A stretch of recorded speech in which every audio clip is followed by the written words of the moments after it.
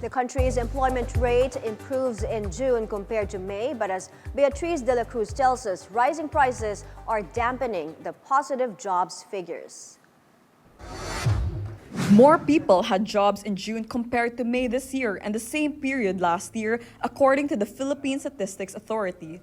The PSA says the employment rate in June rose to 96.9%, up slightly from 95.9 in May and 95.5 a year ago. Tumaas yung ating labor force participation rate, no? Substantial yun.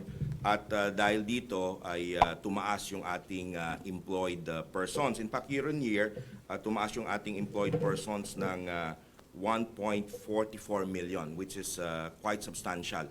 MAPA says the increase was mainly pushed by construction, followed by wholesale and retail trade, then accommodation and food services. The services sector also takes the largest share in the labor force, followed by agriculture, then industries. The number of people without jobs or sources of income went down in June, according to the PSA. From 4.1 in May, it dropped to 3.1%, but employers say there's a need to address demand in certain sectors. There's a bit of seasonality there, no, on the unemployment. There's a demand as of now. I mean, there's a demand in the healthcare service, like there's a demand for nursing. There's a demand for higher skilled jobs, no, in the IT sectors. But again, we have to focus on how to develop more highly skilled workers to take on this job. While there may have been more people with jobs in June, MAPA says many also found their employment or sources of income insufficient to cover their needs, making the underemployment rates rise.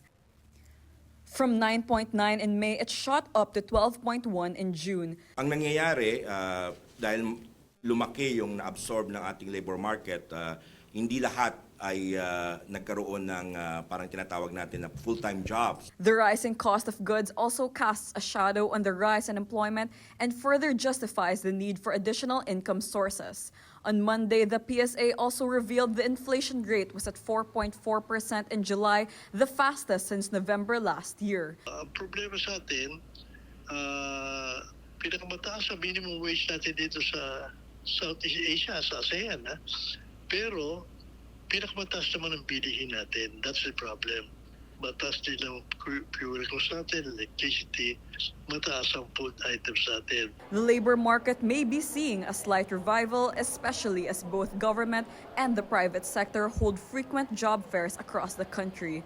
But while that spell opportunity to Filipinos, soaring prices continue to leave most people struggling to make ends meet. The very least, price control man lang.